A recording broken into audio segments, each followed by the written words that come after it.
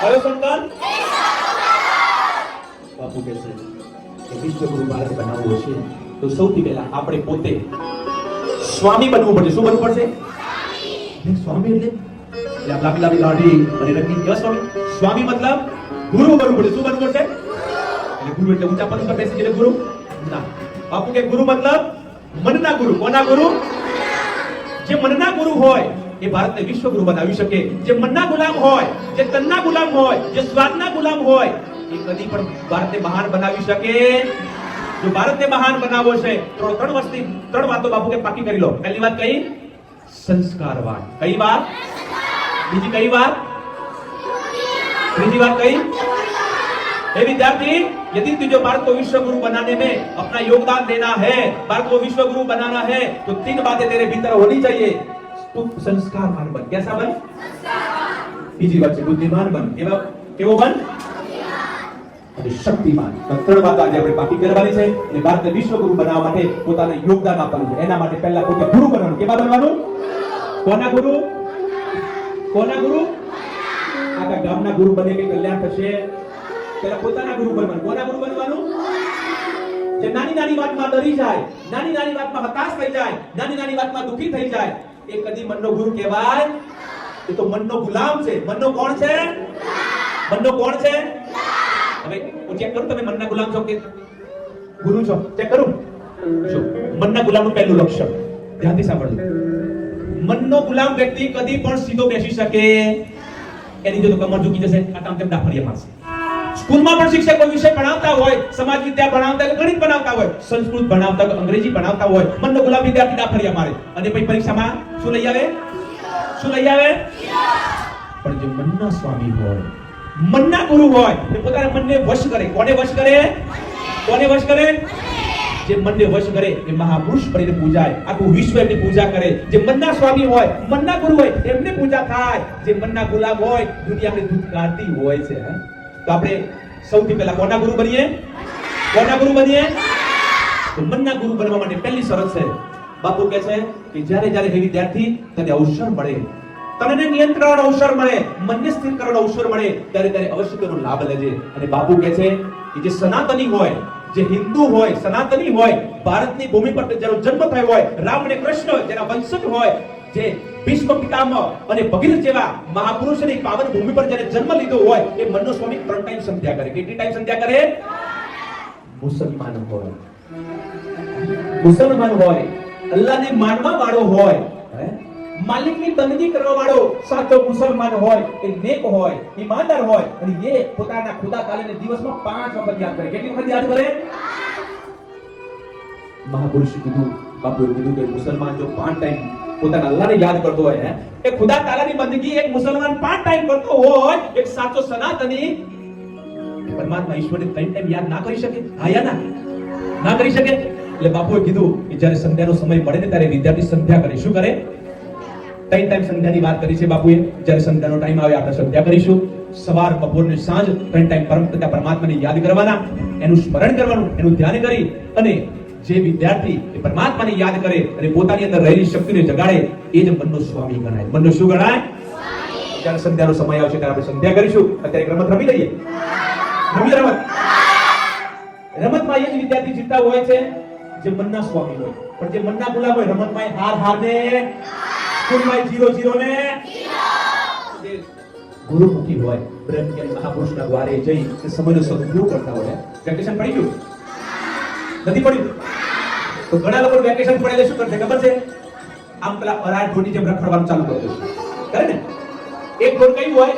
જે માલિકના કયા પ્રમાણે ચાલે, હે ને? માલિકના કયા પ્રમાણે ચાલે તો ભેંસને સમયસર પાણી મળે. મળે કે ના મળે? ખાવાનું મળે કે ના મળે?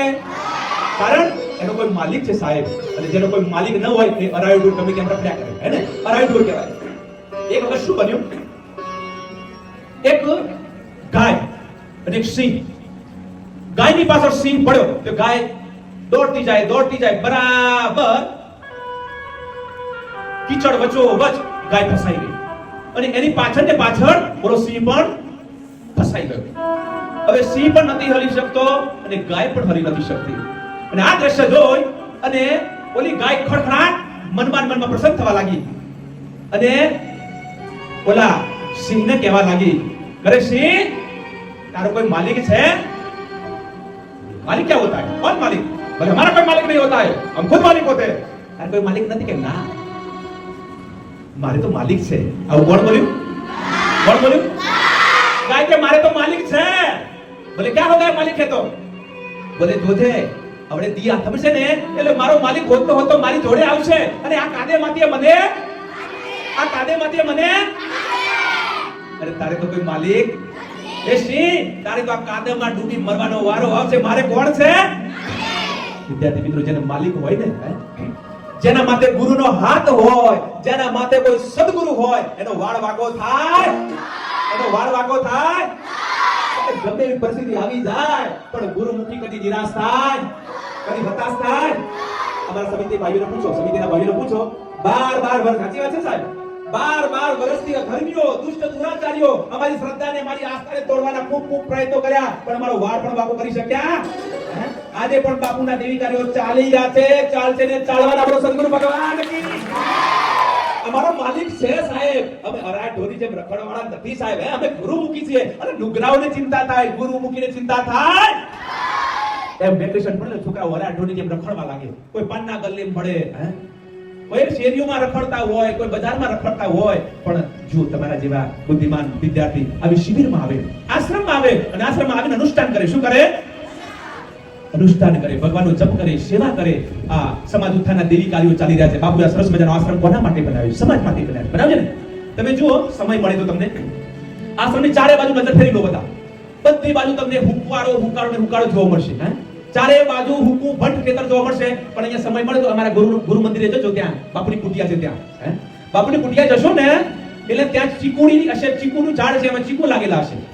હા, ચારે બાજુ રણ પ્રદેશ છે અને બાપુના આ કુટિયામાં જો ચીકુના ઝાડ જોવા મળે, ચીકુ લાગેલા છે, કેરીઓ લાગેલી છે, ત્યાં જામફળ લાગેલા છે સાહેબ, સરગવાની શીંગો લાગેલી છે, જાતના ફળ ફૂલો, ત્યાં સફેદ કલરના ફૂલો જોવા મળશે, ત્યાં જશો દર્શન કરવા, લાલ કલરના ફૂલો જોવા મળશે। આ શું પ્રમાણ છે ખબર છે? પુરુષાર્થનું પ્રમાણ છે ને? ગુરુના સંકલ્પનું પ્રમાણ છે। આજે આશ્રમ લીલોછમ લાગી રહ્યો, ચારે બાજુ તમે હુંકારો જોવો છો અને ગુરુદ્વાર પર જોવો તો હરિયાળી છે। કહેવાનો મતલબ એ છે કે જેના હૈયાની અંદર ગુરુ ભક્તિ હોય, જેના હૈયામાં ગુરુનું જ્ઞાન હોય, ત્યાં લીલોતરી હોય ને હોય। અને જેનો માલિક ના હોય સાહેબ, જેનો કોઈ ગુરુ ન હોય, જે પરવર્તિકાની બંદગી ન કરતો હોય, પરમાત્માને યાદ ન કરતો હોય, એના હૈયામાં તો નરો હુંકારો જ હોય સાહેબ। બોલો સદગુરુ ભગવાન કી, સદગુરુ ભગવાન કી। ગાય કે મારો માલિક છે સાહેબ, તારો કોઈ માલિક નથી, એટલે તારે તો કાદેમાં ખોપી મરવાનો વારો છે। આ કાદેમાંથી તારે કોઈ બહાર કાઢશે?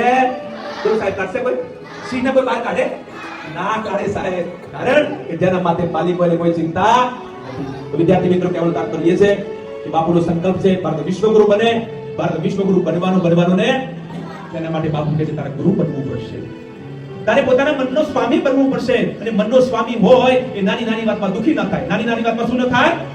નાની વાતમાં નિરાશ ન થાય, ગમે એવી ભયંકર પરિસ્થિતિ આવે, ગમે વિકરાળ પરિસ્થિતિ આવે, ચલિત ન થાય। એક વિદ્યાર્થી હતો, એ વિદ્યાર્થી પોતાના બળદગાડામાં મીઠું, ખાંડ, ગોળ આ બધું ભરીને જઈ રહ્યો, અને ગાડું લઈને જતો હતો અને જોરદાર વીજળી થઈ। શું થયું?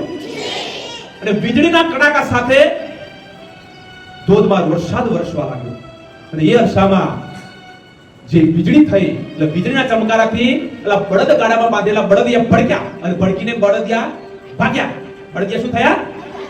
બળદિયા ભાગી ગયા, અને જેવા બળદિયા ભાગ્યા અચાનક પેલું ગાલ્લાનું પૈડું બરાબર કાદેમાં ફસાઈ ગયું। ગાલ્લાનું પૈડું કાદેમાં ફસાઈ ગયું, બળદિયા ભાગી ગયા અને ગાડામાં રહેલું ઓલું મીઠું વરસાદના કારણે ઓગળી ગયું। ઓલો છોકરો તો નિરાશ થાય એવો નહોતો, કોઈ સમર્થ ગુરુનો શિષ્ય રહ્યો હશે, ગમે એ પરિસ્થિતિ આવે ત્યારે હતાશ થવાનું, કદી નિરાશ થવાનું, એ તો ઊભો થઈ ગયો। એ बिजली क्या बोला? ए बिजली, तू मुझे क्या डराती है? तू मैं बेल नहीं तो भग जाऊं। क्या बोला? मैं बेल नहीं तो भग जाऊं, मैं झगड़ा नहीं तो दस जाऊं, अरे मैं नमक नहीं तो कह जाऊं, मैं तो गुरु का लाल हूं। बैलों को ढूंढ कर लाऊंगा, छकड़े को बाहर निकालूंगा, नमक नया खरीद के लाऊंगा और अपनी मंजिल को पाके रहूंगा। हरिओम मां। बंदे हाथ की मुट्ठी बंद कर, हरिओम मां, हरिओम मां। ઘણા વિદ્યાર્થીઓ નાની નાની વાતમાં દુઃખી થઈ જાય, ચિંતા કરે, બાબू के चिंता नहीं करवानी, चिंतन करवानो, बीती बातों को भूल जाना है। अपने कितनी बुराइयां हो गुरुद्वारे पर आई उसको फेंक दो और आज से नया संकल्प करेंगे कि मैं महान लोग में क्या बनूंगा। तो बुद्धिमान विद्यार्थी क्या कहता है, पता है क्या कहता है? पीछे मुड़कर क्या देखे है, आगे बढ़ता चल। पीछे मुड़कर क्या देखे है, आगे बढ़ता चल।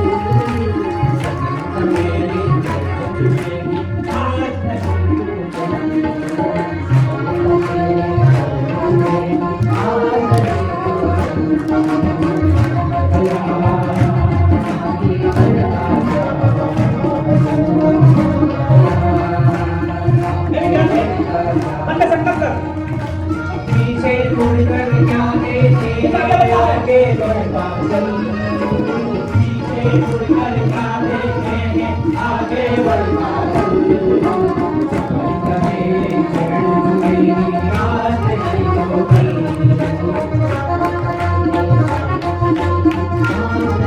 बड़ा आगे बढ़ करके ताली भगवान आगे बढ़ेंगे, आपको भी सब बनाएंगे, गुरु की महिमा को बढ़कर समझाएंगे।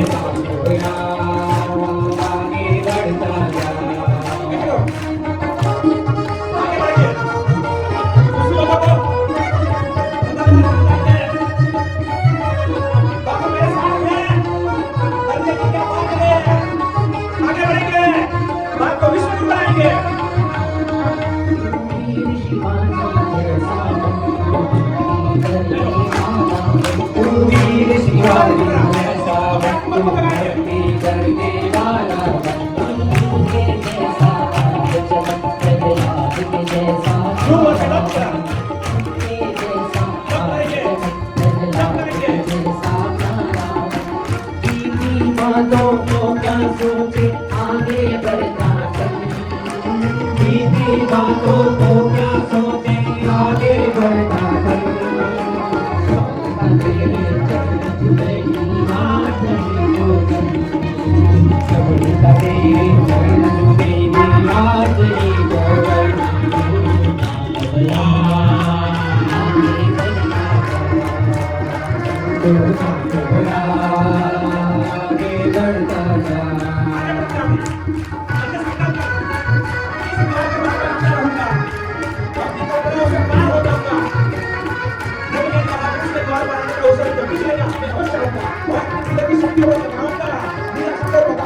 और उस बात को